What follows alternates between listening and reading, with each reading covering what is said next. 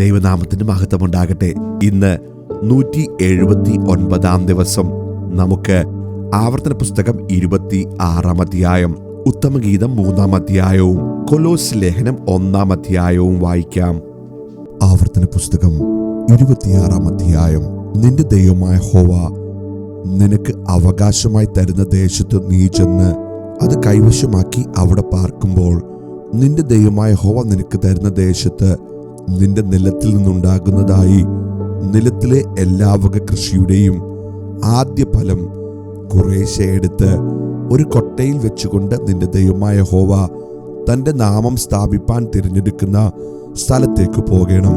അന്നുള്ള പുരോഹിതന്റെ അടുക്കൽ നീ ചെന്ന് അവനോട്, നമുക്ക് തരുമെന്ന് യഹോവ നമ്മുടെ പിതാക്കന്മാരോട് സത്യം ചെയ്ത ദേശത്ത് ഞാൻ വന്നിരിക്കുന്നുവെന്ന് നിന്റെ ദൈവമായ യഹോവയോട് ഞാൻ ഇന്ന് ഏറ്റുപറയുന്നു എന്ന് പറയണം.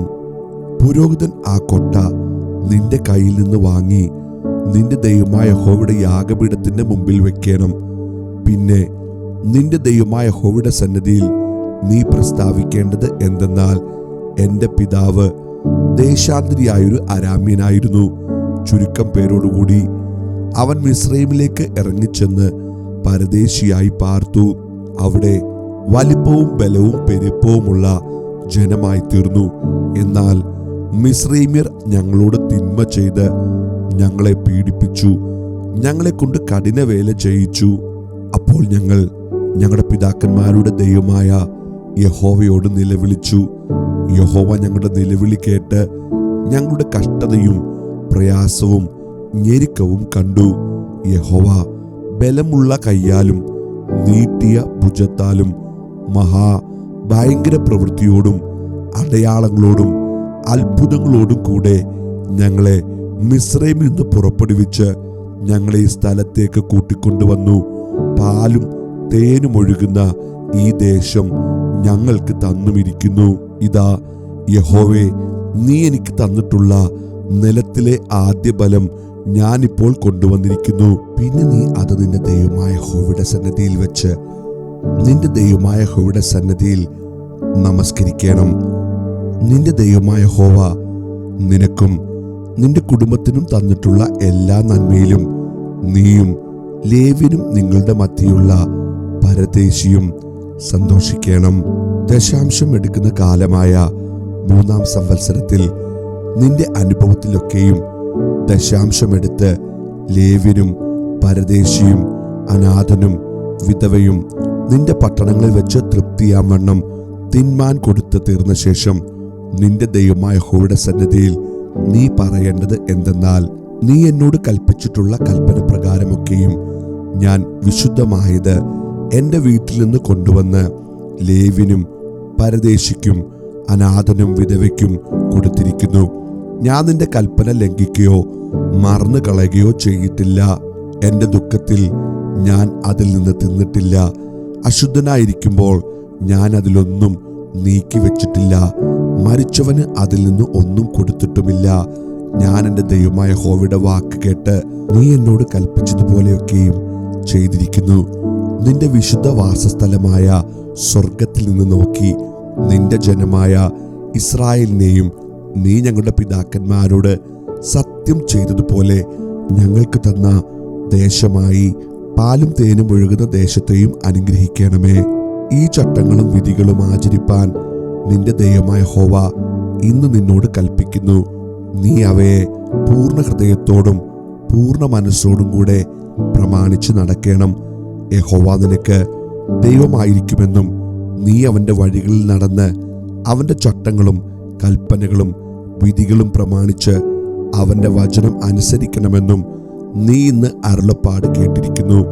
യഹോവ അരുളി ചെയ്തതുപോലെ നീ അവന് സ്വന്ത ജനമായി അവന്റെ സകല കൽപ്പനകളും പ്രമാണിച്ച് നടക്കുമെന്നും താൻ ഉണ്ടാക്കിയ സകല ജാതികൾക്കും മീതെ നിന്നെ പുകഴ്ചയ്ക്കും കീർത്തിക്കും മാനത്തിനുമായി ഉന്നതമാക്കേണ്ടതിന് ഞാൻ കൽപ്പിച്ചതുപോലെ നിന്റെ ദൈവമായ യഹോവയ്ക്ക് വിശുദ്ധ ജനമായിരിക്കുമെന്നും ഇന്ന് നിന്റെ വാമൊഴി വാങ്ങിയിരിക്കുന്നു. ഉത്തമഗീതം 3 അധ്യായം വായിക്കാം. രാത്രി സമയത്ത് എൻ്റെ കിടക്കയിൽ ഞാൻ എൻ്റെ പ്രാണപ്രിയനെ അന്വേഷിച്ചു. ഞാൻ അവനെ അന്വേഷിച്ചു, കണ്ടില്ലതാനും. ഞാൻ എഴുന്നേറ്റ് നഗരത്തിൽ സഞ്ചരിച്ചു. വീഥികളിലും വിശാല സ്ഥലങ്ങളിലും എൻ്റെ പ്രാണപ്രിയനെ അന്വേഷിക്കും എന്ന് ഞാൻ പറഞ്ഞു. ഞാൻ അവനെ അന്വേഷിച്ചു, കണ്ടില്ലതാനും. നഗരത്തിൽ സഞ്ചരിക്കുന്ന കാവൽക്കാർ എന്നെ കണ്ടു. എൻ്റെ പ്രാണപ്രിയനെ കണ്ടുവോ എന്ന് ഞാൻ അവരോട് ചോദിച്ചു. അവരെ വിട്ട് കുറെ അങ്ങോട്ട് ചെന്നപ്പോൾ ഞാൻ എൻ്റെ പ്രാണപ്രിയനെ കണ്ടു. ഞാൻ അവനെ പിടിച്ചു എൻ്റെ അമ്മയുടെ വീട്ടിലേക്കും എന്നെ പ്രസവിച്ചവളുടെ അറയിലേക്കും കൊണ്ടുവരുന്നതുവരെ അവനെ വിട്ടില്ല. യെരൂശലേം പുത്രിമാരെ, ചെറുമാനുകളാണ്, പേടമാനുകളാണ്. പ്രേമത്തിന് ഇഷ്ടമാകുവോളം അതിനെ ഇളക്കരുത്, ഉണർത്തുകയും അരുത്. മൂറും കുന്തിരിക്കവും കൊണ്ടും കച്ചവടക്കാരന്റെ സകലവിധ സുഗന്ധ ചൂർണങ്ങൾ കൊണ്ടും പരിമളപ്പെട്ടിരിക്കുന്ന പുകത്തൂൺ പോലെ മരുഭൂമിയിൽ നിന്ന് കയറി വരുന്നോരിവൻ ആർ? ശലോമോന്റെ പല്ലക്ക് തന്നെ. ഇസ്രായേൽ വീരന്മാരിൽ 60 വീരന്മാർ അതിന്റെ ചുറ്റുമുണ്ട്. അവരെല്ലാവരും വാളെടുത്ത യുദ്ധ സമർത്ഥന്മാർ. രാത്രിയിലെ ഭയനിമിത്തം ഓരോരുത്തൻ അരയ്ക്ക് വാൾ കെട്ടിയിരിക്കുന്നു. ശലോമോൻ രാജാവ് ലെബാനോനിലെ മരം കൊണ്ട് തനിക്കൊരു പല്ലക്കുണ്ടാക്കി. അതിന്റെ മേക്കട്ടിക്കാൽ അവൻ വെള്ളി കൊണ്ടും ചാര് പൊന്നുകൊണ്ടും ഇരിപ്പിടം രക്താംബരം കൊണ്ടും ഉണ്ടാക്കി. അതിന്റെ അന്തർഭാഗം യെരൂശലേം പുത്രിമാരുടെ പ്രേമം കൊണ്ട് വിചിത്ര ഖചിതമായിരിക്കുന്നു. സിയോൻ പുത്രിമാരെ, നിങ്ങൾ പുറപ്പെട്ടു ചെന്ന് ശലോമോൻ രാജാവിനെ അവന്റെ കല്യാണ ദിവസത്തിൽ, അവന്റെ ഹൃദയത്തിന്റെ ആനന്ദ ദിവസത്തിൽ തന്നെ അവന്റെ അമ്മ അവനെ ധരിപ്പിച്ച കിരീടത്തോടുകൂടെ കാൺമീൻ. കൊലോസ്യ ലേഖനം 1-ാം അധ്യായം.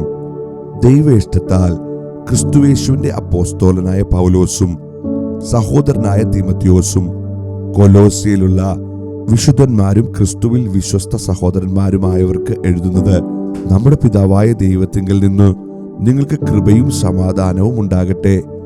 സുവിശേഷത്തിന്റെ സത്യവചനത്തിൽ നിങ്ങൾ മുമ്പ് കേട്ടതായി സ്വർഗത്തിൽ നിങ്ങൾക്ക് സംഗ്രഹിച്ചിരിക്കുന്ന പ്രത്യാശ നിമിത്തം ക്രിസ്തുയേശുവിൽ നിങ്ങളുടെ വിശ്വാസത്തെയും സകല വിശുദ്ധന്മാരോടും നിങ്ങൾക്കുള്ള സ്നേഹത്തെയും കുറിച്ച് ഞങ്ങൾ കേട്ടിട്ട് നിങ്ങൾക്ക് വേണ്ടി പ്രാർത്ഥിക്കയിൽ എപ്പോഴും നമ്മുടെ കർത്താവായ യേശുക്രിസ്തുവിന്റെ പിതാവായ ദൈവത്തിന് സ്തോത്രം ചെയ്യുന്നു. ആ സുവിശേഷം സർവ്വലോകത്തിലും എന്ന പോലെ നിങ്ങളുടെ അടുക്കലും എത്തി. നിങ്ങൾ ദൈവകൃപയെ യഥാർത്ഥമായി കേട്ടറിഞ്ഞ നാൾ മുതൽ നിങ്ങളുടെ ഇടയിൽ എന്ന പോലെ സർവ്വലോകത്തിലും ഫലം കായ്ച്ചും വർദ്ധിച്ചും വരുന്നു. ഇങ്ങനെ നിങ്ങൾ ഞങ്ങളുടെ പ്രിയ സഹഭൃത്യനായ എപ്പഫ്രാസിനോട് പഠിച്ചിട്ടുണ്ടല്ലോ. അവൻ നിങ്ങൾക്ക് വേണ്ടി ക്രിസ്തുവിന്റെ വിശ്വസ്ത ശുശ്രൂഷകനും നിങ്ങൾക്ക് ആത്മാവിനാലുള്ള സ്നേഹം ഞങ്ങളോട് അറിയിച്ചവനുമാകുന്നു. അതുകൊണ്ട് ഞങ്ങൾ അത് കേട്ട നാൾ മുതൽ നിങ്ങൾക്ക് വേണ്ടി ഇടവിടാതെ പ്രാർത്ഥിക്കുന്നു. നിങ്ങൾ പൂർണ്ണ പ്രസാദത്തിനായി കർത്താവിന് യോഗ്യമാകും വണ്ണം നടന്ന് ആത്മീകമായ സകല ജ്ഞാനത്തിലും വിവേകത്തിലും അവന്റെ ഇഷ്ടത്തിന്റെ പരിജ്ഞാനം കൊണ്ട് നിറഞ്ഞു വരണമെന്നും സകല സൽപ്രവൃത്തിയിലും ഫലം കായ്ച്ച് ദൈവത്തെക്കുറിച്ചുള്ള പരിജ്ഞാനത്തിൽ വളരണമെന്നും സകല സഹിഷ്ണുതയ്ക്കും ദീർഘക്ഷമയ്ക്കുമായി അവന്റെ മഹത്വത്തിന്റെ വല്ലഭത്വത്തിന് ഒത്തവണ്ണം പൂർണ്ണ ശക്തിയോടെ ബലപ്പെടണമെന്നും വിശുദ്ധന്മാർക്ക് വെളിച്ചത്തിലുള്ള അവകാശത്തിനായി നമ്മെ പ്രാപ്തന്മാരാക്കുകയും നമ്മെ ഇരുട്ടിന്റെ അധികാരത്തിൽ നിന്ന് വിടുവിച്ച് തന്റെ സ്നേഹസ്വരൂപനായ പുത്രന്റെ രാജ്യത്തിലാക്കി വെക്കുകയും ചെയ്ത പിതാവിന് സന്തോഷത്തോടെ സ്തോത്രം ചെയ്യുന്നവരാകണം എന്നും അപേക്ഷിക്കുന്നു. അവനിൽ നമുക്ക് പാപമോചനമെന്ന വീണ്ടെടുപ്പുണ്ട്. അവൻ അദൃശ്യനായ ദൈവത്തിന്റെ പ്രതിമയും സർവസൃഷ്ടിക്കും ആദ്യജാതനുമാകുന്നു. സ്വർഗത്തിലുള്ളതും ഭൂമിയിലുള്ളതും ദൃശ്യമായതും അദൃശ്യമായതും, സിംഹാസനങ്ങളാകട്ടെ, കർത്തൃത്വങ്ങളാകട്ടെ, വാഴ്ചകളാകട്ടെ, അധികാരങ്ങളാകട്ടെ, സകലവും അവൻ മുഖാന്തരം സൃഷ്ടിക്കപ്പെട്ടു. അവൻ മുഖാന്തരവും അവനായിട്ടും സകലവും സൃഷ്ടിക്കപ്പെട്ടിരിക്കുന്നു. അവൻ സർവത്തിനു മുമ്പുള്ളവൻ, അവൻ സകലത്തിനും അധികാരിയായിരിക്കുന്നു. അവൻ സഭ എന്ന ശരീരത്തിന്റെ തലയുമാകുന്നു. സകലത്തിലും താൻ മുമ്പനാകേണ്ടതിന് അവൻ ആരംഭവും മരിച്ചവരുടെ ഇടയിൽ നിന്ന് ആദ്യനായി എഴുന്നേറ്റവനുമാകുന്നു. അവനിൽ സർവസമ്പൂർണതയും വസിപ്പാനും അവൻ ക്രൂശിൽ ചൊരിഞ്ഞ രക്തം കൊണ്ട് അവൻ മുഖാന്തരം സമാധാനമുണ്ടാക്കി ഭൂമിയിലുള്ളതോ സ്വർഗത്തിലുള്ളതോ സകലത്തെയും അവനെ കൊണ്ട് തന്നോട് നിരപ്പിപ്പാനും പിതാവിന് പ്രസാദം തോന്നി. മുമ്പേ ദുഷ്പ്രവൃത്തികളാൽ മനസ്സുകൊണ്ട് അകന്നവരും ശത്രുക്കളായിരുന്ന നിങ്ങളെ അവന്റെ മുമ്പിൽ വിശുദ്ധരും നിഷ്കളങ്കരും കുറ്റമില്ലാത്തവരുമായി നിർത്തേണ്ടതിന് അവൻ ഇപ്പോൾ തന്റെ ജഡശരീരത്തിൽ തന്റെ മരണത്താൽ നിരപ്പിച്ചു. ആകാശത്തിന് കീഴെ സകല സൃഷ്ടികളുടെയും ഇടയിൽ ഘോഷിച്ചും പൗലോസ് എന്ന ഞാൻ ശുശ്രൂഷകനായി തീർന്നും നിങ്ങൾ കേട്ടുമിരിക്കുന്ന സുവിശേഷത്തിന്റെ പ്രത്യാശയിൽ നിന്ന് നിങ്ങൾ ഇളകാതെ അടിസ്ഥാനപ്പെട്ടവരും സ്ഥിരതയുള്ളവരുമായി വിശ്വാസത്തിൽ നിലനിന്നുകൊണ്ടാൽ അങ്ങനെ അവന്റെ മുമ്പിൽ നിൽക്കും. ഇപ്പോൾ ഞാൻ നിങ്ങൾക്ക് വേണ്ടിയുള്ള കഷ്ടാനുഭവങ്ങളിൽ സന്തോഷിച്ച് ക്രിസ്തുവിന്റെ കഷ്ടങ്ങളിൽ കുറവായുള്ളത് എന്റെ ജഡത്തിൽ സഭയായ അവന്റെ ശരീരത്തിനു വേണ്ടി പൂരിപ്പിക്കുന്നു. നിങ്ങൾക്ക് വേണ്ടി ദൈവം എനിക്ക് നൽകിയിരിക്കുന്ന ഉദ്യോഗപ്രകാരം ദൈവവചന ഘോഷണം നിവർത്തിക്കേണ്ടതിന് ഞാൻ സഭയുടെ ശുശ്രൂഷകനായിരിക്കുന്നു. അത് പൂർവകാലങ്ങൾക്കും തലമുറകൾക്കും മറഞ്ഞുകിടക്കുന്ന മർമ്മമെങ്കിലും ഇപ്പോൾ അവന്റെ വിശുദ്ധന്മാർക്ക് വെളിപ്പെട്ടിരിക്കുന്നു. അവരോട് ജാതികളുടെ ഇടയിൽ ഈ മർമ്മത്തിന്റെ മഹിമാദാനം എന്തെന്ന് അറിയിപ്പാൻ ദൈവത്തിന് ഇഷ്ടമായി. ആ മർമ്മം മഹത്വത്തിന്റെ പ്രത്യാശയായ ക്രിസ്തു നിങ്ങളിൽ ഇരിക്കുന്നു എന്നുള്ളത് തന്നെ. അവനെ ഞങ്ങൾ അറിയിക്കുന്നതിൽ ഏതു മനുഷ്യനെയും ക്രിസ്തുവിൽ തികഞ്ഞവനായി നിർത്തേണ്ടതിന് ഏതു മനുഷ്യനെയും പ്രബോധിപ്പിക്കുകയും ഏതു മനുഷ്യനോടും സകല ജ്ഞാനത്തോടും കൂടെ ഉപദേശിക്കുകയും ചെയ്യുന്നു. അതിനായി ഞാൻ എന്നിൽ ബലത്തോടെ വ്യാപരിക്കുന്ന അവന്റെ വ്യാപാര ശക്തിക്കൊത്തവണ്ണം പോരാടിക്കൊണ്ട് അധ്വാനിക്കുന്നു.